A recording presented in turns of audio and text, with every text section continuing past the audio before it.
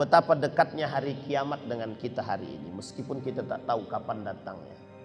Tapi kedekatan hari kiamat itu semakin tampak sedikit demi sedikit. Tak ada satupun perkataan Nabi yang tak terbukti, kecuali mereka yang meragukan perkataan baginda Nabi Muhammad SAW. Sebelum munculnya Imam Mahdi, sebelum turunnya Imam Mahdi, ini Pak ada isu bagus.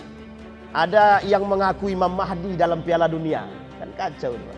Jadi pendusta-pendusta ini mulai muncul memang. Pendusta-pendusta. Tapi Nabi sudah katakan, kata Nabi.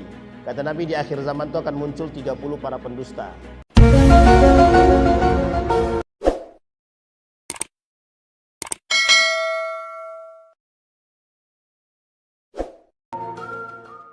A'udzu billahi minasy syaithanir rajim. Bismillahirrahmanirrahim. Assalamualaikum warahmatullahi wabarakatuh. Alhamdulillahi rabbil alamin. Alhamdulillahilladzi arsala rasulahu bil huda wa dinil haqq liyudhhirahu 'alad dini kullih wa kafa billahi shahida. Ashhadu an la ilaha illallah wahdahu la syarika lah wa ashhadu anna Muhammadan 'abduhu wa rasuluhu la nabiyya ba'd. Allahumma salli wa sallim wa barik ala hadzal nabiyyil karim. Allahumma salli ala Muhammad wa ala ali Muhammad fil alamin innaka Hamidum Majid. Ya ayyuhan nasu ittaqu rabbakum alladzi khalaqakum min nafsin wahidah wa khalaqa minha zawjaha wa batha minhuma rijalan katsiran wa nisaa'a wattaqullaha alladzi tasaaluna bihi wal arham innallaha kana 'alaikum raqiba. Puji syukur kehadirat Allah dengan mengucapkan alhamdulillahi rabbil alamin, bersalawat kepada Nabi dengan mengucapkan Allahumma salli ala Muhammad wa ala ali Muhammad fil alamin innaka Hamidum Majid. Bapak Ibu sekalian yang berbahagia, mudah-mudahan di subuh hari ini dengan rahmatnya Allah, kasih sayangnya Allah, rasa syukur kita kepada Allah dengan mengucapkan alhamdulillahi rabbil alamin, insyaallah yang hadir subuh hari ini husnul khatimah. Amin ya rabbal alamin. Kemudian bersalawat kepada Nabi dengan mengucapkan Allahumma salli ala Muhammad wa ala ali Muhammad. Mudah-mudahan dengan salawat ini semakin mempermudah kita insyaallah masuk ke dalam surganya dengan atau berkat daripada syafaat baginda Nabi Muhammad sallallahu alaihi wasallam. Kadang mati, kadang hidup.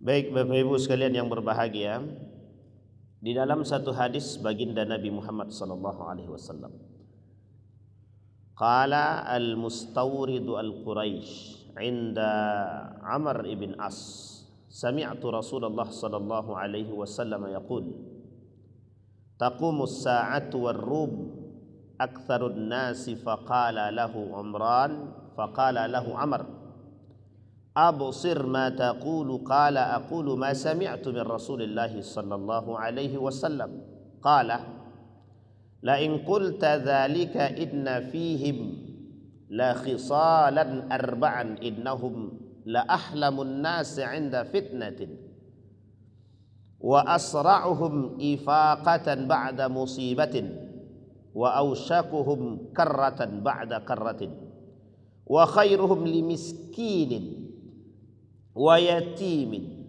wa dha'ifin wa khamisatun hasanatun jamilatun wa amna'uhum min zulmil muluk. Al-Mustawrid Al-Quraisy berkata di hadapan Amr ibn As, aku mendengar Rasulullah sallallahu alaihi wasallam bersabda, satu hari kiamat tiba, orang-orang Romawi yang banyak mendominasi, wa aktsaruhum ar-Rum. Nanti coba kita lihat dengan surat Ar-Rum, bagaimana bunyi daripada surat Ar-Rum, ghalabatir Rum. Kemudian Amr ibn As berkata, sadarkah apa yang kau katakan itu? Al-Mustawrid menjawab, benar. Aku mengatakan apa yang aku dengar dari Rasulullah sallallahu alaihi wasallam. Maka Amr ibn As berkata, kalau begitu mereka ini memiliki 4 ciri.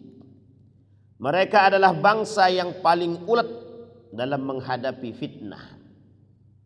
Yang kedua, mereka adalah bangsa yang cepat bangkit apabila ditimpa krisis. Mereka adalah bangsa yang paling cepat bersatu setelah mereka tercerai-berai. Yang keempat, mereka adalah bangsa yang paling santun terhadap orang miskin, anak yatim, dan para duafa. Ditambah lagi yang kelima, mereka adalah bangsa yang bagus dan rupawan serta paling mampu mencegah kezaliman atau penguasa-penguasa mereka. Hadis ini disampaikan oleh Musa ibn Ali yang kemudian dia riwayatkan daripada ayahnya. Di dalam hadis yang lain Nabi mengatakan justru dominasi Quraisy sebelum datangnya hari kiamat, atau lebih tepatnya dikatakan hilang Quraisy itu, musnah sebelum datangnya hari kiamat. Dari Abu Hurairah, an Abi Hurairah radhiyallahu anhu, Nabi sallallahu alaihi wasallam qaal asra qabail al-arab fana'an Quraisy. Kata Nabi, yang paling cepat akan punah nanti kabilahnya Quraisy. Wa yushiku an tamurra al-mar'atu bin na'li fataqula inna hadha na'lu Quraisy. Sudah dekat masanya di mana ada seorang wanita melintas dengan memakai sandal seraya berkata, seperti inilah model sandal orang-orang Quraisy.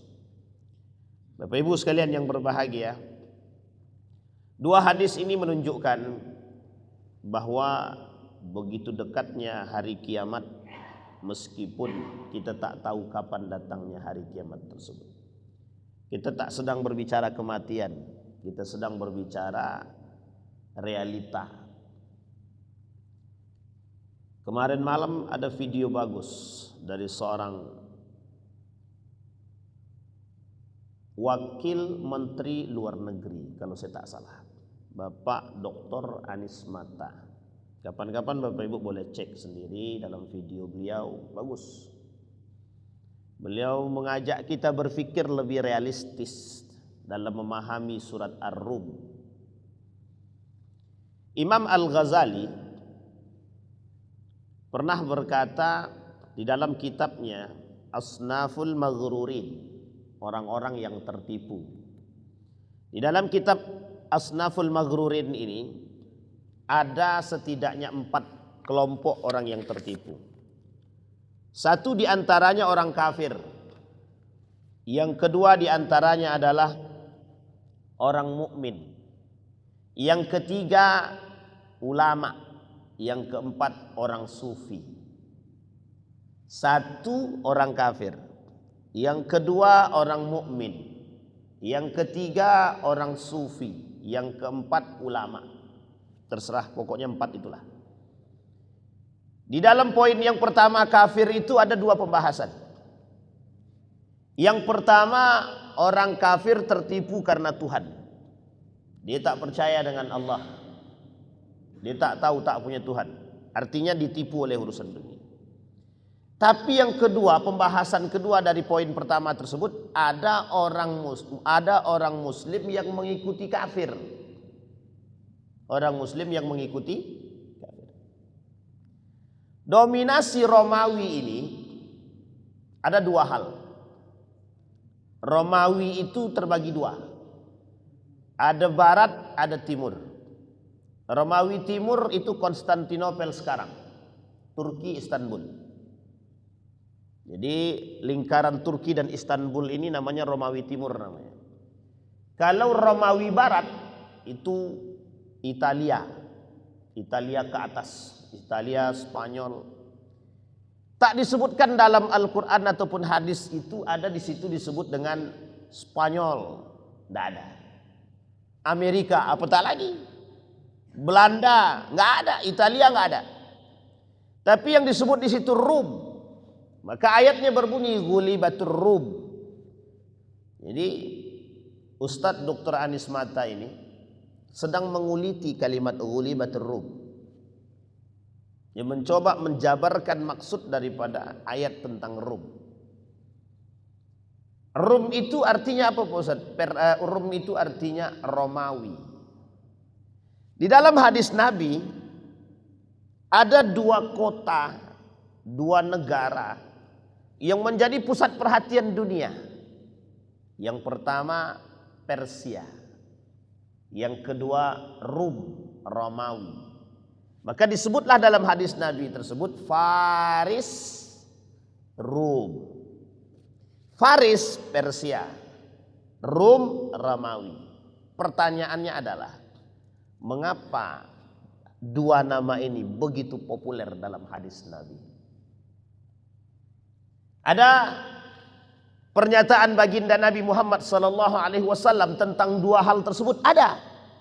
Kata Nabi, kelak Persia, Rum akan ditaklukkan oleh umat Islam. Dalam catatan sejarah tidak bisa diingkari bahwa Persia 3 kali perperangan ditaklukkan oleh Islam. Khalid bin Walid, Sa'ad bin Abi Waqqas, kemudian Nu'man ibn Maqarrin Al-Muzayyan. Tiga-tiganya punya perang masing-masing.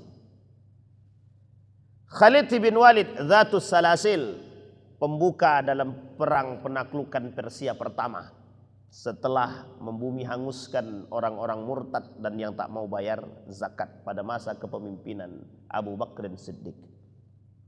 Yang kedua Qadisiyah, Sa'ad bin Abi Waqqas.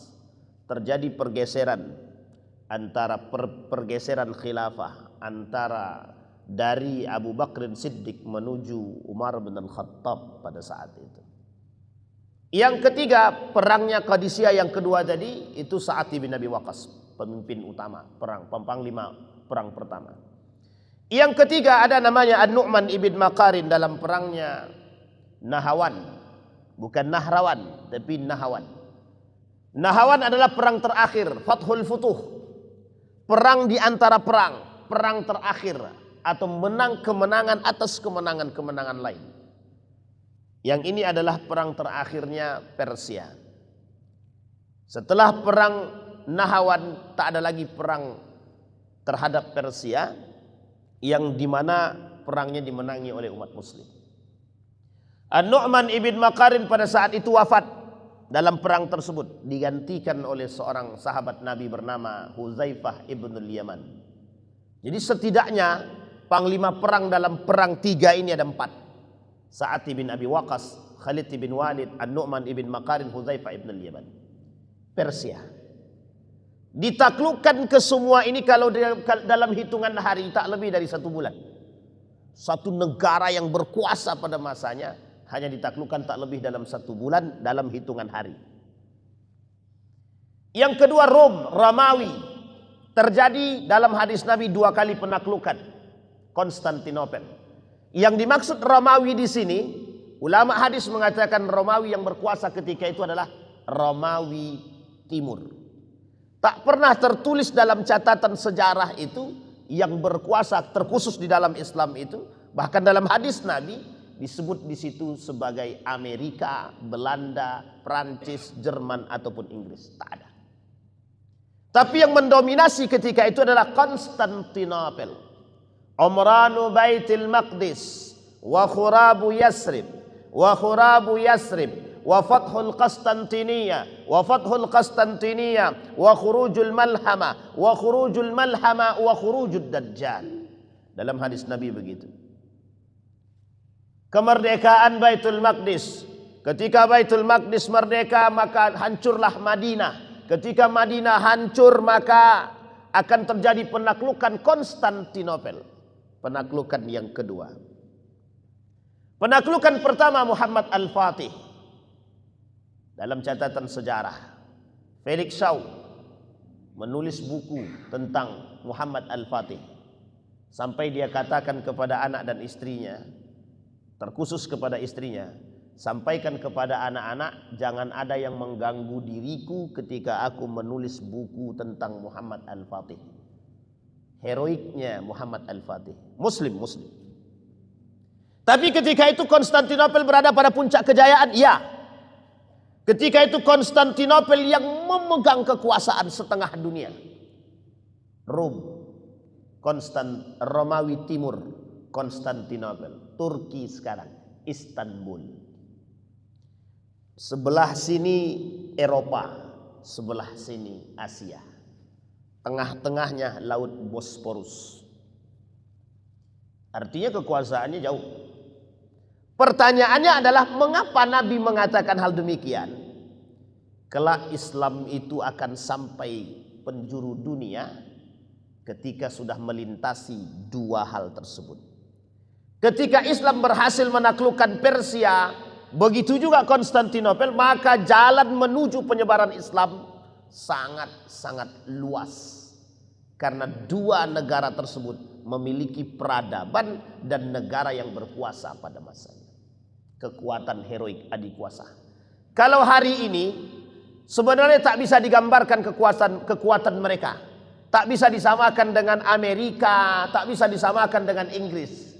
Meskipun dalam catatan sejarah dikatakan Inggris pernah berkuasa Perang Dunia Pertama, Amerika berkuasa dalam Perang Dunia Kedua. Dominasi mereka hari ini disebut oleh para ulama sebagai Romawi Barat. Romawi Barat, bukan Romawi Timur. Kapan terjadi penaklukan Konstantinopel yang kedua? Akankah kembali terjadi penaklukan Romawi Timur atau penaklukan Konstantinopel selanjutnya?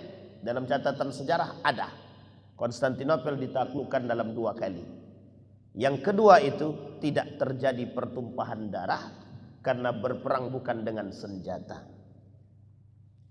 Ulama banyak sekali mencoba berpikir tentang hal demikian, tentang hadis-hadis seperti ini.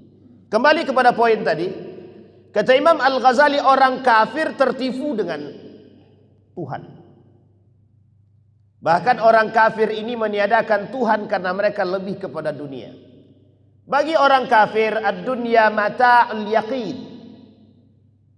Tapi bagi mereka nikmatul akhirah ghair yakin. Bagi orang kafir kenikmatan dunia itu jelas nyata. Tapi bagi mereka nikmat akhirat itu tidak nyata. Bagi orang muslim dan mukmin seharusnya nikmat akhirat lebih nyata daripada nikmat dunia. Seharusnya. Ingat kalimatnya, seharusnya. Mengapa harus ada penekanan seharusnya? Karena rata-rata manusia hari ini lebih mengatakan nikmat dunia lebih nyata daripada nikmat akhirat. Apa buktinya? Ketakutan mereka terhadap akhirat tak lagi tampak, tapi ketakutan mereka terhadap kemiskinan, hilangnya harta itu sangat nyata sekali. Wala nabluwannakum bisyai'in minal khauf wal ju' wa naqsin minal amwali wal anfusi wath thamarat wa basyyiris sabirin. Umat mukmin di akhir zaman cuma diperintahkan satu saja. Isbiru aw la tasbiru. Bersabarlah atau tidak sama sekali. Orang mukmin cuma diperintahkan untuk itu. Saking dahsyatnya akhir zaman itu, bahwa dunia tak lagi sama seperti apa yang ada dalam kacamata kita. Kembali kepada kitab tadi. Pada pembahasan kedua dalam Ghururul Kafir, kata para ulama, kata Imam Al-Ghazali, justru orang mukmin bersama bergandeng tangan, orang muslim bergandeng tangan bersama dengan orang kafir. Perkataan ini mulai terbukti sedikit demi sedikit. Kita lihat dari sisi kehidupan. Orang muslim hari ini lebih nyaman mengikuti perubahan dari nilai Islam beragama menuju nilai-nilai yang sekuler tanpa agama. Dari sisi pikiran, Begitulah sistem dunia ini. Setiap tempat dan ranah sudah menjadi kekuasaan mereka. Umat muslim juga mengikuti. Kata umat muslim, agama tak nampak, lebih baik kami mengamankan diri. Apa maksudnya? Maksudnya sederhana saja. Hari ini umat muslim ini tak punya pendirian, tak punya sikap, tak punya prinsip. Terombang-ambing. Ketika diri dia tak aman, dia cari tempat yang aman. Di mana tempat yang aman? Bergabung dengan pelaku-pelaku maksiat. Yang penting aku aman. Masalah dia bermaksiat tak bermaksiat itu tak urusan. Kalaupun aku bersama dengan mereka, aku aman. Yang penting hatiku tetap beriman. Ini poin penting yang harus dipahami. Yang penting aku tetap beriman meskipun bersama orang kafir, meskipun bersama musuh, yang penting hatiku tetap beriman. Tolong digarisbawahi kalimat ini. Ini bukan sikapnya seorang mukmin, bukan sikap orang mukmin, tapi sikapnya seorang muslim. Muslim wajar saja kalau dia berbuat demikian. Dari pertama mulai khalifah di masa dinasti Umayyah sampai runtuhnya Turki Utsmani, memang lahir para penjilat-penjilat itu yang memang mereka bersekutu dengan musuh hanya untuk ambisi-ambisi kekuasaan. Inilah yang menyebabkan dominasi Romawi Barat di akhir zaman. Kenapa demikian? Karena kecintaan manusia terhadap dunia menyeret mereka untuk harus berkawan baik dengan pelaku pemain dunia hari ini. Siapa mereka? Amerika. Siapa mereka? Inggris, Prancis, Jerman. Pemain utama dari sisi ini. Mereka mulai menikmati dunia. Dan orang-orang mulai santai dengan hidup bergandeng tangan dengan musuh-musuhnya Islam hari ini. Bapak Ibu sekalian yang berbahagia, apa yang ingin kita sampaikan sebenarnya? Yang ingin kita sampaikan sebenarnya kepada kita, betapa dekatnya hari kiamat dengan kita hari ini. Meskipun kita tak tahu kapan datangnya, tapi kedekatan hari kiamat itu semakin tampak sedikit demi sedikit. Tak ada satupun perkataan Nabi yang tak terbukti, kecuali mereka yang meragukan perkataan baginda Nabi Muhammad SAW. Imam Ghazali mengingatkan kita, kata Imam Al-Ghazali, sebagai seorang mukmin itu harus punya prinsip. Hari ini kita umat muslim tidak punya prinsip. Kita goyang, kita goyah, kita tak bersatu, kita bercerai-berai. Hanya karena persoalan sederhana saja. Persoalannya dunia saja. Persoalannya jabatan saja. Persoalannya harta saja. Persoalannya tahta saja. Bukan persoalan yang lain. Kita rela menyeret kawan-kawan, kita rela menyeret sesama mukmin, menjatuhkan dan lain sebagainya hanya karena persoalan kekuasaan, jabatan, harta. Tak lebih daripada itu. Apa kata Imam Al-Ghazali? Sehina-hinanya manusia itu adalah yang memang mengedepankan dunianya ketimbang akhiratnya. Jadi siapapun di antara kita yang mengedepankan dunia dalam arti cinta terhadap dunia, maka mereka lebih hina daripada manusia yang mengedepankan akhiratnya atau mengebelakangkan akhiratnya. Imam Ghazali tidak mengatakan meninggalkan dunia. Imam Ghazali mengatakan karakter manusia di akhir zaman pencinta dunia. Itu yang harus dipahami. Apa yang membuat orang-orang kemudian dominasi barat terhadap kita hari ini lebih berkuasa? Karena mereka memberikan kita dana, kita menikmati dengan dana tersebut. Kita ambil contoh. Jangan ada yang tersinggung, tapi tak boleh tersinggung. Karena subuh-subuh ini harus jaga hati. Kalau tersinggung berarti tak pelaku dia berarti. Ada satu contoh yang sangat sederhana. Ketika ada di antara kita bangga ketika kita sekolah ke luar negeri Eropa dengan beasiswa tapi jurusannya Islamic Studies misalkan. Bapak Ibu lupa bahwa mereka ini akan menyediakan sekian banyak beasiswa untuk merubah pola pikir masyarakat, terkhusus anak-anak muda. Catatan sejarah itu tidak bisa dihilangkan. Ada satu universitas namanya McGill University. Di mana McGill University ini? Kanada. Apa jurusan yang ada ketika itu? Salah satu di antara yang paling cepat lahir ketika itu adalah Islamic Studies. Tahu Bapak Ibu tujuannya apa? Mereka berikan sekolah-sekolah yang di dalam sekolah tersebut ada jurusannya Islamic Studies. Apa tujuan Islamic Studies itu? Untuk merubah pola pikir anak-anak muda yang belajar. Yang tadinya kuat nilai agamanya dirubah dalam aspek sejarah. Mereka rubah sekian banyak nilai-nilai sejarah sehingga umat muslim atau anak muda yang balik dari hal tersebut, dari sekolah-sekolah tersebut, yang tadinya lurus menjadi bengkok. Ini dominasi yang paling kelihatan di antara kekuatan orang-orang barat ketika itu untuk merusak pikiran umat muslim. Ini jangan dipahami sepihak. Kita berbicara dalam aspek perang pemikiran, Pak.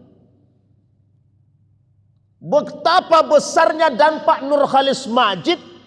Dari luar dia belajar, dia balik ke Indonesia, dia bilang sekulerisasi dalam Islam.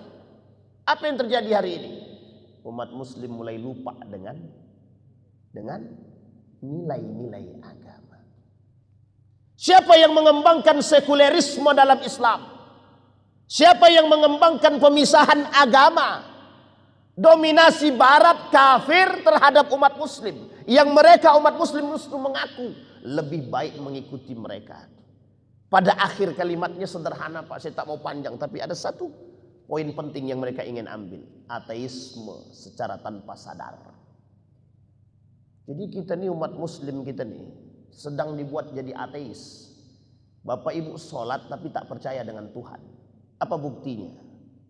Betapa banyak orang-orang yang sholat dan berapa banyak orang-orang yang mohon maaf, sholatnya bagus, ibadahnya, tapi mereka tidak percaya kepada Allah.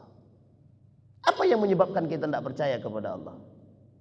Kecintaan kita terhadap dunia dengan nalar logika dan akal yang ditanamkan oleh orang-orang barat itu lebih tinggi ketimbang makna wahyu itu sendiri. Tak bisa dipungkiri, itu kenyataannya. Sehingga nilai-nilai agama berkurang sedikit demi sedikit. Lahirlah pernyataan yang sangat sederhana. Tidak apa-apa, kami tak berkerudung, yang penting kami sholat. Tidak apa-apa, kami korupsi, yang penting kami sholat. Tidak apa-apa, kami maling, yang penting kami sholat. Maling iya, sholat jalan. Puasa oke, maksiat jalan. Bapak Ibu boleh cek ya, di bulan suci Ramadan kemarin, berapa banyak pelaku-pelaku zina itu yang bertebaran itu. Puasa mereka, puasa. Tapi zina mereka, iya. Meskipun tidak berhubungan badan zinahnya. Tapi secara zahir nampak. Dengan PD-nya umat muslim itu mereka berpuasa. Lisannya puasa. Hawa nafsu dia tak puasa. Inilah yang disebut dengan dominasi barat terhadap Islam saat ini. Umat muslim kaku dengan agama dia sendiri. Sampai di sini bisa dipahami Bapak Ibu.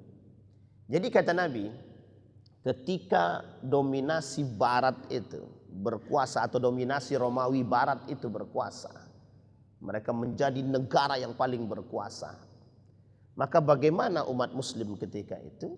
Umat muslim berada pada kondisi yang sangat banyak tapi lemahnya bukan main. Dan terbukti Pak, hari ini umat muslim tak bisa ngapa-ngapain. Cuma bisa ngikut saja. Bapak Ibu mau bukti? Kita buktikan. Satu bukti saja. Coba cari universitas mana di Indonesia ini yang tujuannya untuk membangkitkan ketakwaan dan keimanannya. Tidak usah universitas negeri ya, universitas Islam. Coba cari. Mana yang tujuan universitas Islam itu membangkitkan ketakwaan dan keimanan. Kalau ada, perlu kita pelajari Pak.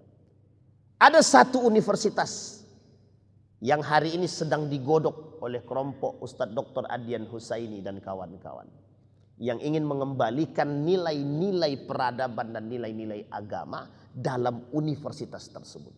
Di tengah gejolak semua universitas, mereka sedang ingin menaikkan diri mereka, pamor mereka, dengan kondisi-kondisi akademik yang cerdas tapi runtuh secara akhlak dan iman. Betul apa salah kira-kira?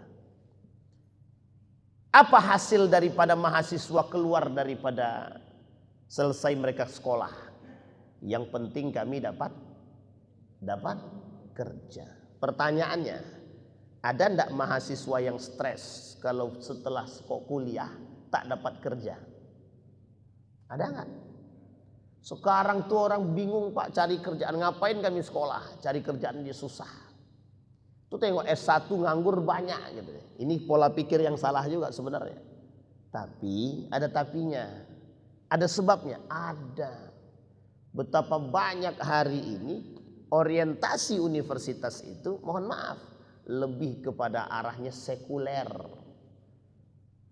Sekuler. Adakah mahasiswa hari ini, saya tidak tahu nih, di depan ini kan ada kampus Universitas Islam Riau. Kita boleh cek itu. Berapa banyak yang sholat zuhur itu ketika azan kumandang itu. Itu kan paling nampak tuh di situ. Kalau mau sebenarnya mudah saja, Pak. Rektor bilang, kata rektor, pokoknya setiap mahasiswa muslim wajib sholat di masjid. Kira-kira penuh nggak masjid itu? Itu sederhana aja, Pak. Kalau mau rektornya ngambil kebijakan itu selesai itu. Umri misalkan, Muhammadiyah, Universitas Islam Negeri misalkan. Tinggal buat aja peraturan. Selesai, Pak. Ramai masjid, Pak. Tapi pertanyaannya, mengapa tidak dibuat? Pengen menumbuhkan kesadaran. Justru pelecehan seksual datangnya dari kampus-kampus, Pak. Terjadi di dalam kampus. Ya kita tidak bisa menyalahkan itu seutuhnya, Ustaz. Betul, kita tak salahkan. Tapi nilai sekuler yang ditanam dalam universitas dan kampus-kampus tersebut, sekolah-sekolah tersebut, lembaga-lembaga tersebut sudah sangat mendominasi. Bahasa sederhana guru saya adalah, kalau masjid ini sudah mulai sunyi, berarti sekuler sudah mulai tinggi. Tapi kalau masjid ini sudah ramai, maka sekuler mulai kewalahan menghadapi. Tapi ternyata yang disampaikan itu terbukti. Betapa kita umat muslim hari ini tertipu. Kita muslim tertipu dengan urusan dunia. Tak salah kan ketika Imam Al-Ghazali mengatakan demikian? Tak salah. Padahal solusinya jelas, nyata. Kita ambil contoh sekolah-sekolah Islam misalkan, lembaga, tidak usah universitas. SMK Islam misalkan, SMK Muhammadiyah misalkan, Islam terpadu misalkan. Bisa nggak mereka menciptakan satu ruang lingkup yang islami? Sangat, Pak. Sangat mungkin sekali. Tapi mengapa jarang dilakukan? Hanya sebagian kecil. Ini yang disebut dengan pola pikir. Maka peradaban Islam dengan peradaban Romawi, ada seorang profesor dari Cina. Beliau sedang mencoba mencari tahu tentang persoalan Romawi, peradaban Romawi dengan peradaban Islam. Ketika beliau membandingkan peradaban Romawi dan peradaban Islam, itu terletak hanya pada satu saja, cara pandang, kata beliau. Dan ketika Felix Shaw mengatakan sama, ternyata cara pandang. Ada seorang profesor bernama Profesor Dr. Hamid Fahmi Zarkasi. Beliau mengatakan betapa umat muslim itu, kenapa hari ini Islam berada dalam tekanan cara pandang. Cara pandang. Bahasa beliau sederhana, Islamic worldview. Cara pandang yang islami tak lagi dipakai oleh umat muslim, terkhusus orang mukmin itu sendiri. Maka wajar ketika Imam Al-Ghazali mengatakan pada poin yang kedua, bahwa kata Imam Al-Ghazali, persoalan ke depan adalah umat mukmin yang tertipu. Apa kata dia? Faslun fi ghururi asatil mu'minin, kata Imam Al-Ghazali. Ini fase yang tadi. Ketika umat mukmin tak lagi punya cara pandang yang islami dalam rumah tangga dia, tidak usah keluar lagi Pak, dalam rumah tangga saja tidak punya cara pandang yang islami, kata Imam Al-Ghazali, mereka sudah mulai tertipu dengan urusan tersebut. Kita lihat apa kata beliau, wa hum yattakiluna ala afwillah wa yuhmiluna al-amal. Banyak orang-orang mukmin yang mengaku beriman itu mereka meremehkan amal, mereka meremehkan dosa, dan mereka menganggap remeh bahwa Allah itu Maha Pengampun. Kata mereka begini, kalau aku maksiat sekarang, nanti kan bisa tobat. Ada yang berpikiran demikian. Sekarang mengapa orang banyak berbuat dosa dan maksiat dan mereka biasa saja, pede-pede aja. Justru sekarang orang ini maksiatnya terang-terangan, biasa-biasa saja Pak. Bapak tengok ada orang boncengan laki-laki perempuan biasa aja. Ada dosa mereka? Tidak ada. Dosanya ada, cuman mereka tidak merasa punya dosa gitu aja. Tahu tidak mereka dosa? Tahu. Mengapa mereka lakukan terang-terangan? Ada orang bulan puasa dia minum terang-terangan. Ada punya rasa malu dia? Punya. Tapi dia lakukan? Tidak. Kalau bahasa lainnya memang tidak punya rasa malu. Ada orang berzina, selingkuh, zina. Pertanyaannya, mereka punya rasa malu enggak? Enggak. Rasa malu itu ada, cuma tak keluar. Yang keluar itu apa? Pede. Jadi orang sekarang ini pede bermaksiat itu bangga. Bangga dia bermaksiat. Makanya ada seorang ulama mengatakan begini. Teologi murjiah, permisif murjiah. Saya kasih sedikit contoh. Murjiah itu Pak, ada nama aliran, namanya murjiah. Nah murjiah ini adalah kelompok sesat yang disesatkan oleh ulama. Apa sesatnya? Meremehkan dosa.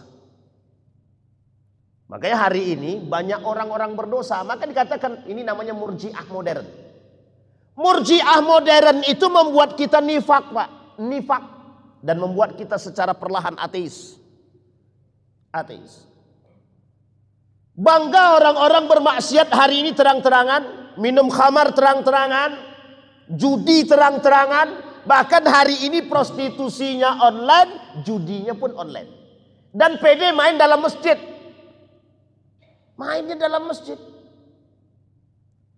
Ketika main dalam masjid, azan berkumandang, berhenti dulu dia. Selesai azan dia lanjut main. Pas qomat berhenti dia, sholat dulu. Selesai sholat, assalamualaikum, assalamualaikum, langsung ambil HP, main judi balik. Coba bayangkan, tak punya rasa takut kepada Allah sama sekali. Judi online, ribawi, merajalela, pede saja Pak orang, biasa aja. Bahkan umat muslim hari ini, mereka dengan mereka saja, tak pernah ingin ada namanya nasihat menasehati. Ya sebagian, meskipun ini sebagian besar. Artinya apa kata Imam Al-Ghazali? Yattakiluna bi afwillah. Kalau kami pun maksiat tidak usah capek-capek. Udah kami tinggal datang kepada Allah, taubat, selesai. Itulah yang terjadi hari ini dalam benaknya para pelaku-pelaku koruptor-koruptor itu sekarang. Para pelaku-pelaku zina itu dalam benak mereka begitu sekarang.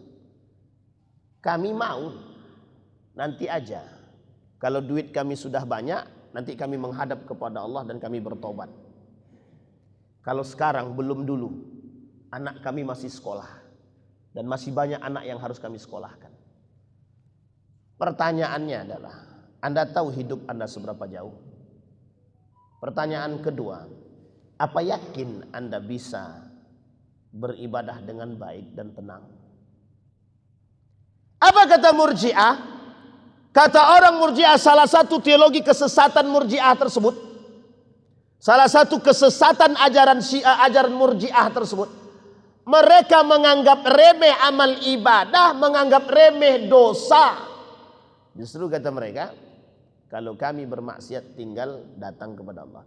Dan mereka mengatakan bahwa maksiat itu tergantung kepada hati. Kalau maksiat tapi hatinya tetap beriman, ya tidak ada masalah. Coba bayangkan. Kira-kira masalah enggak tuh kalau terjadi dalam umat muslim hari ini? Dan bukan terjadi lagi, sudah terjadi. Begitulah umat muslim hari ini, mereka tak percaya lagi dengan Allah. Jadi seolah-olah dosa itu dilakukan dengan hal biasa, karena mereka meyakini satu hal, cukup datang kepada Allah dan bertobat, Allah ampuni, selesai. Seolah-olah mudah sekali. Sangat mudah sekali. Mengapa orang hari ini dengan santai bermaksiat? Karena mereka cara pandangnya murji'ah. Sekarang kita lihat, adakah kesesatan murji'ah itu? Ada. Kita lihat. Biar Bapak Ibu juga mengerti. Apa kesesatan murji'ah? Setidaknya ada 4. Satu, memisahkan amal dari iman. Sekulerisme. Memisahkan agama dari kehidupan. Apa kata orang sekuler? Agama, agama. Maksiat, maksiat. Amal soleh, amal soleh. Jangan tersinggung, Pak. Memang itu pernyataan mereka. Kalau kita ngikut ini sesat kita, Pak. Orang kafir, sebaik apapun dia, bagus dia kasih kita hidup, dia banyakkan sedekah untuk kita. Maka kata orang murji'ah, kalau dia mati, tak layak kita katakan dia mati masuk neraka meskipun dia kafir. Sekarang saya tanya Bapak Ibu, itu akidah atau bukan? Akidah bukan? Sekarang akidahnya apa? Orang baik kalau dia mati kafir, kira-kira masuk surga atau neraka? Masuk surga atau neraka? Bapak Ibu tidak sadar kita sedang digiring ke situ. Itulah sekarang penggiringan opininya, Pak, yang paling berat bagi kita hari ini. Menggiring nilai-nilai itu menuju pemahaman seperti murji'ah ini. Jangan begitu. Dia orang baik. Kita harusnya berdoa dan mendoakan dia, kebaikan dia. Dah kafir, mati kafir, dia kita doakan juga, dia kira-kira masuk surga dia tuh. Tidak saya tanya, Pak, masuk surga enggak kira-kira tuh? Itu gaya akidah, itu akidah, Pak. Sebaik-baiknya kafir mati masuk neraka. Itu akidah umat muslim. Itu akidahnya umat mukmin, orang mukmin. Tidak bisa diganggu gugat. Seburuk-buruknya muslim kalau tidak mati dalam keadaan kafir, tidak mati dia dalam keadaan kafir. Cuma siapa yang tahu mati kafir apa tidaknya kan? Maka dia bisa masih ada berpotensi masuk surga. Pertanyaannya, apakah kita tahu kita ini mati dalam keadaan kafirkah? Atau mati dalam keadaan musyrikkah? Atau mati dalam keadaan nifakkah? Kalau tiga-tiga ini terjadi pada diri kita, na'udzubillah, tsumma na'udzubillah, terjadi, kita kekal di dalam neraka. Apa bedanya dengan orang kafir? Jami'al munafiqina wal kafirina fi jahannam jami'an. Pertanyaannya sederhana, Pak. Apa bedanya kita dengan kafir? Kalau kita mati dalam keadaan kafir, mati dalam keadaan nifak, mati dalam keadaan musyrik, tidak ada bedanya sama sekali. Sama-sama kekalnya di dalam neraka. Perbedaannya satu saja. Sebelum mati, orang mukmin atau muslim bertaubat, baru dia berbeda dengan orang kafir tadi. Kalau tidak sama, itulah yang digiring ke kita hari ini. Inilah yang diinginkan dari umat muslim hari ini. Menjauh sedikit demi sedikit, memisahkan antara iman dengan amal. Lo punya amal, meskipun tidak rajin sholat, meskipun tidak rajin puasa, meskipun tidak berzakat, tapi kau punya amal soleh, insya Allah masuk surga. Kan enak begitu. Kalau sempat begitu tak perlu kita sholat, Pak. Banyak aja lakukan perbuatan yang baik. Tidak perlu Bapak Ibu sholat, tidak perlu, kita cukup. Ada pemain judi, pejudi dia, tapi sedekahnya banyak. Sedekahnya banyak. Nah, ini dilematis jawabannya sebenarnya ini. Ada pejudi, tukang judi dia. Duitnya banyak karena selalu menang judi. Dia bangunlah masjid dari hasil judi tersebut. Sholatlah kita di situ. Masjidnya bagus. Apa kata orang-orang yang di dalam itu? Berkahlah buat orang-orang yang membangun masjid ini. Masjidnya dibangun pakai duit judi. Saya tanya Bapak Ibu, kalau masjid dibangun atas pakai duit judi bagaimana kira-kira? Pakai ini kita. Begitulah kita ini tertipu sekarang. sama istilahnya duit korupsi untuk bangun masjid. Apa hukumnya duit korupsi untuk bangun masjid?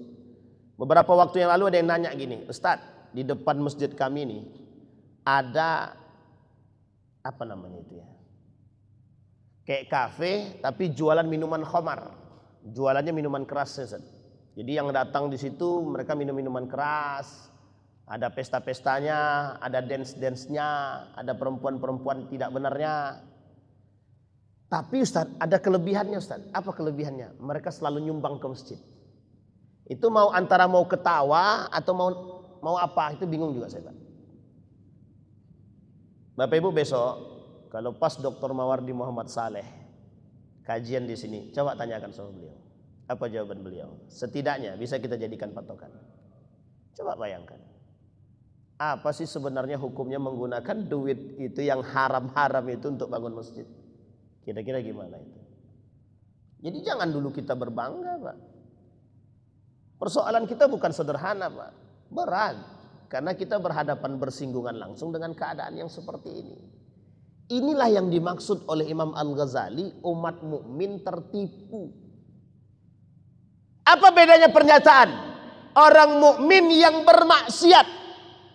Salah satu maksiatnya orang mukmin itu adalah yang paling berat adalah menyekutukan Allah, tidak percaya kepada Allah. Yahudi jelas, Nasrani jelas. Tapi ini Muslim. Justru hari ini kita dibuat tidak percaya kepada Allah. Kata Ustaz Budi Ashari, itulah penyakit yang paling berbahaya di akhir zaman. Apa namanya? Ateisme. Ateis itu apa? Ustaz, KTP kami Islam. Kami sholat kok, betul. Tapi ketika Anda tidak percaya kepada Allah, yang mengatur rezeki kita Allah, yang mengatur hidup kita ini Allah. Kita tak pernah bayangkan, kita tak pernah hadirkan Allah dalam setiap gerak-gerik kehidupan kita. Itu termasuk yang tak percaya dengan Allah. Ini kalau kita kaji dari sisi kehidupan, Pak, berapa banyak kita menjauhkan Allah dalam kehidupan kita. Hampir dalam setiap sendi kehidupan kita nih, kita tak hadirkan Allah. Apa dampaknya? Bapak Ibu lihat. Dari sekian banyak kerajaan Islam itu, semuanya runtuh. Saya kasih satu contoh. Yang paling bagus sekali. Bapak Ibu pernah dengar nama Muhammad Salahuddin Al-Ayyubi? Pernah dengar nama Muhammad Salahuddin Al-Ayyubi? Kalau tak pernah dengar berarti mencurigakan kita. Ini yang saya sampaikan ini masyhur semua nih, Pak. Ini yang masyhur saja. Bapak Ibu tahu, Muhammad Salahuddin Al-Ayyubi ini menaklukkan apa dia? Menaklukkan apa? Palestina. Salahuddin Al-Ayyubi, Palestina, Syam. Tahu Bapak Ibu, apa yang terjadi dengan Salahuddin Al-Ayyubi setelah 1 pekan kemudian? Dibunuh oleh kawan sendiri. Dibunuh oleh kawan sendiri. Ingat kalimat itu, kawan sendiri. Sama-sama menaklukkan Palestina, Syam, tapi mohon maaf, keluar dari tenda pagi-pagi, dia buka tenda itu tersebut, dia hirup udara tersebut, datang kawannya tadi. Ternyata kawannya apa? Cinta akan kekuasaan, dibunuhlah Salahuddin Al-Ayyubi di tempat. Coba bayangkan, Salahuddin Al-Ayyubi. Bayangkan Pak, begitu Islam tuh Pak, mukmin deh. Dalam satu sejarah, ini harus kita ingat. Sebelum munculnya Imam Mahdi, sebelum turunnya Imam Mahdi, nah ini Pak ada isu bagus. Ada yang mengaku Imam Mahdi dalam Piala Dunia. Kan kacau tuh Pak. Jadi pendusta-pendusta ini mulai muncul memang. Pendusta-pendusta. Tapi Nabi sudah katakan, kata Nabi. Kata Nabi di akhir zaman itu akan muncul 30 para pendusta. 60 para pendusta, 70 para pendusta, kata Nabi. Sebenarnya bukan 70 Pak. Itu cuma bahasa kiasan. Artinya akan lahir generasi generasi para pendusta. Musailamah al-Kadzab dimulai pada masanya, Tulaihah dan lain sebagainya. Di setiap negara per 100 tahun itu akan muncul Pak. Per 100 tahun kata Nabi, dalam hadis tersebut ada ulama yang mengatakan per 100 tahun akan muncul fenomena-fenomena para pendusta. Baik dia ngaku Nabi, ngaku Tuhan, ngaku malaikat, ngaku Imam Mahdi dan lain sebagainya. Itu per 100 tahun. Per 100 tahun itu. Kan unik tuh, per 100 tahun di sisi muncul mujahid, muncul juga para pendusta itu. Ini unik pula Pak. Ada pula yang mengaku Imam Mahdi. Pokoknya kalau ada yang ngaku Imam Mahdi, kata kuncinya Pak, kalau ada yang ngaku Imam Mahdi dan deklarasi, penipu, pendusta. Itu sudah kita kasih kata kuncinya. Siapapun yang mengaku Imam Mahdi, siapapun yang mengaku dia sebagai adalah keturunan terakhir Nabi sebagai Imam Mahdi, pendusta. Karena dia tak mungkin deklarasi. Coba bayangkan. Kembali kepada poin tadi Pak. Apa kata Nabi? Sebelum turunnya Imam Mahdi ini akan terjadi pertikaian 3 putra mahkota. 3 putra mahkota. Dan mereka akan saling merebut kekuasaan. Ini sudah pernah saya sampaikan Pak. Ini ada yang live streaming nanti. Live streaming. Dulu sempat ada yang mengatakan bahwa Saudi Arabia hampir terjadi pertikaian. Ada yang mengatakan bahwa Saudi Arabia, dan ada juga yang mengatakan yang lain. Ada yang mengatakan Yordania. Bapak Ibu, saya ungkit satu sejarah. Bapak Ibu boleh cek di dalam sejarah. Ada namanya dinasti Yarmouk. Dan ada namanya dinasti Granada. 2 ini saja saya kasih contoh. Dinasti Yarmouk itu rela putra mahkota itu membunuh ibu daripada saudara seayahnya demi kekuasaan. Itu demi kekuasaan. Pertanyaannya, itu kerajaan Islam bukan? Kerajaan Islam. Jadi ketika umat mukmin ini bermaksiat kepada Allah, hilang Pak, hilang semua. Jadi kalau cuma semua senggol menyenggol jadi rektor, sikat menyikat kepala dinas, itu biasa. Kalau cuma kepala dinas, gubernur, sikat menyikat, kemudian rektor, itu biasa Pak, biasa. Untuk naik jabatan itu biasa.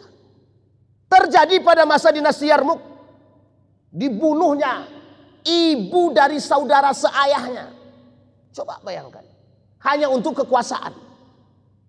Granada hancur tanpa perperangan di tangan Ratu Isabella dan Raja Ferdinand tanpa ada pertumpahan darah. Apa yang terjadi? Ayah, anak, paman kontan berkelahi 3-3-nya untuk merebutkan kekuasaan.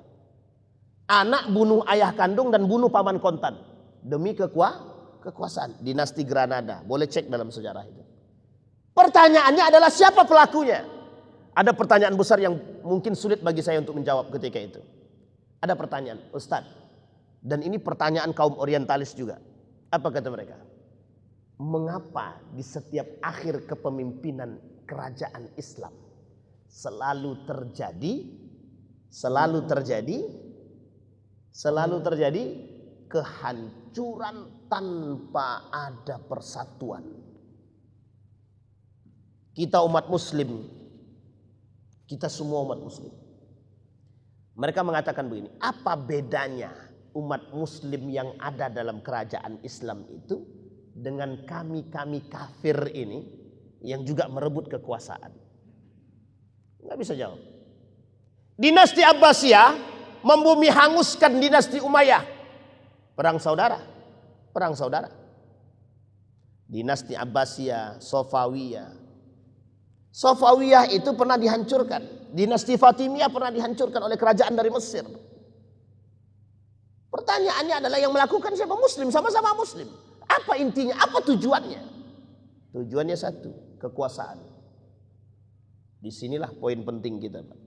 Maka kata Imam Al-Ghazali, mereka tertipu, dan ketika mereka bermaksiat kepada Allah, mereka sedang tertipu. Itu kita sekarang. Yattakilunal afwillah wa yuhmilunal aman. Orang mukmin hari ini, mengaku beriman hari ini, mereka sedang tertipu dengan ampunan Allah, seolah-olah ketika mereka bermaksiat tinggal datang kepada Allah dan Allah mengampuni mereka. Pertanyaannya adalah, apakah Allah akan mengampuni dosa mereka? Apakah Allah menerima taubat mereka? Itu yang menjadi pertanyaan kita yang hari ini kita tidak bisa jawab. Bapak Ibu bertobat kepada Allah, yakin Bapak Ibu diterima oleh Allah? Kalau sebagian ulama bilang kita wajib yakin, Ustaz. Oke, tidak ada masalah. Tapi setelah yakin itu bermaksiat lagi atau kita beramal soleh? Setelah bertaubat kita beramal soleh atau kita kembali kepada maksiat lagi? Kembali kepada amal soleh. Bukan tobat maksiat. Itu cuma ada dalam lagunya wali. Dan ternyata lagu wali itu terbukti hari ini. Bertobat pada Allah, datang ke Mekah, bersujud, menangis. Balik korupsi balik. Balik maksiat balik. Pulang dari Mekah, buka jilbab balik. Pulang dari Mekah, jadi setan balik. Bisa dipahami Bapak Ibu ya. Terakhir. Kemudian faslun fi ghururi man yadhunnu anna ta'atahu aktsar min ma'asihi. Apa kata Imam Al-Ghazali? Nanti kita kaitkan dengan Murji'ah tadi. Kata Imam Al-Ghazali, tertipunya orang mukmin yang kedua. Mereka menganggap ibadah mereka ini lebih banyak daripada maksiat mereka. Sekarang kita bukti, kita cek. Kita lakukan cek Pak, cek and recheck. Bapak Ibu tahu apa tidak? Kira-kira kalau Bapak Ibu ini beramal ini Allah terima apa tidak? Kita ambil contoh ya, kita ambil contoh. Subuh tadi. Kan kita sholat subuh nih. Bapak Ibu yakin tidak diterima oleh Allah sholat subuh kita nih? Yakin. Wallahu a'lam. Oke? Mungkin diterima, mungkin tidak. Kan ada syarat-syaratnya. Wuduknya benar. Oke? Salatnya tumaknina. Kira-kira kalau salatnya tergesa-gesa diterima nggak itu kira-kira? Kalau salatnya tergesa-gesa. Itu saja poinnya dulu. Sekarang kita ambil salat, wuduk kita sudah benar. Salat kita sudah tenang, tumaknina. Dari awal sampai akhir. Bapak Ibu yakin selama salat itu memang betul-betul mengingat Allah? Itu saja kuncinya dulu. Baik. Kita tidak sedang menggurui siapapun, tapi perhatikan baik-baik. Itu satu. Setelah salat subuh, Bapak Ibu yakin tidak ada maksiat yang kita lakukan? Dari bangun tidur sampai nanti kita tidur lagi, berapa banyak maksiat yang kita lakukan? Coba diimbangi dengan ibadah yang kita lakukan. Begitu saja. Ada orang dia buat begini hari-hari. Pokoknya Ustadz, setiap hari itu aku harus sholawat 1000 kali. Baik, 1000 kali. 1000 bagi 5. 5 ini sholat 5 waktu. Dapat berapa kira-kira? 200 per satu sholat. Sholawatnya. Dari selesai sholat menuju sholat yang lain. Yakin tidak ada lagi dosa yang kita buat. Jadi kalau ada orang menganggap ibadahnya lebih banyak daripada maksiatnya, itu sama dengan pelaku Murji'ah. Bapak Ibu tahu dampaknya apa? Dampaknya apa? Malas ibadah. Ibadah itu diukur. Salah satu karakter orang munafik, kata Dr. Aid Al-Qarni dalam kitabnya Thalathuna Alamatan lil Munafiqin, orang yang suka menakar ibadah. Orang yang suka menakar ibadah, kata Dr. Aid Al-Qarni, itu orang nifak, munafik. Itu bukan saya yang ngomong. Dr. Aid Al-Qarni dalam kitabnya Salasuna Alamatan lil Munafiqin. 30 tanda orang munafik. Sekarang saya tanya Bapak Ibu, berapa tanda-tanda orang munafik dalam hadis Nabi itu? Yang Bapak Ibu ketahui, 3 atau 4? Tanda-tanda orang munafik 3 atau 4? 3. Dr. Aid Al-Qarni bilang berapa? 30. Ada 3 buku yang serupa. Yang satu 30, yang satu 40, yang satunya lagi 50. Kira-kira sedikit atau banyak? Ini kalau sempat Pak kita kaji 30 tanda munafik, rata-rata munafik semua kita nih Pak. Serius Pak. Makanya mau kita kaji nifak ini, dalam Al-Quran itu Pak tentang orang munafik ini hampir setiap surat ada. Kita ambil ya surat Taubah. Dalam surat Taubah itu dari ayat pertama sampai ayat yang ke-30-an itu isinya tentang orang munafik semua Pak. Itu surat Taubah. Ada satu kitab judulnya khusus, bagus betul. An-Nifaq wal Munafiquna fi Dawi Surati Taubah. Karakter penyakit nifak dan orang-orang munafik dalam surat Taubah. Itu ada khusus Pak pembahasannya bukunya. Bahkan ada buku khusus namanya An-Nifaq wal Munafiquna fil Quran was Sunnah. Itu tebalnya bukan main. Itu kalau dikaji Pak isinya mohon maaf. Nyinggung kita semua itu. Jadi jangan pernah merasa dan menakar ibadah seolah-olah taat kita lebih banyak daripada maksiat. Mohon maaf Pak, teologi murji'ah begitu. Orang-orang murji'ah itu begitu. Nah, Bapak Ibu sekalian yang berbahagia, kita tutup. Sebelum kita tutup, ada satu nasihat untuk kita semua. Bapak Ibu, yang namanya Yahudi dan Nasrani ini tak akan pernah berhenti membuat kita jauh daripada Allah. Yang punya agama kita, yang punya Tuhan kita, yang bisa memastikan kita ini taat dan beriman kepada Allah itu kita. Maka yang harus kita hindari yang pertama, jangan pernah memisahkan antara amal dengan iman. Sekalipun sekuler maunya begitu. Kita yang mengokohkan setiap perbuatan kita ada kaitannya dengan iman. Setiap orang berbuat baik pasti karena iman. Tapi kalau orang bermaksiat mesti karena tidak punya iman.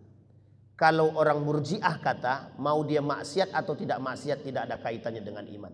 Jadi kalau ada manusia seperti ini hari ini berarti dia sedang mengamalkan teologi murji'ah. Satu. Yang kedua, mengatakan iman tidak bertambah dan tidak berkurang. Ini yang harus kita hindarkan. Motivasi umat mukmin itu adalah semakin dia melakukan kebaikan semakin tambah imannya. Termasuk persoalannya adalah beribadah.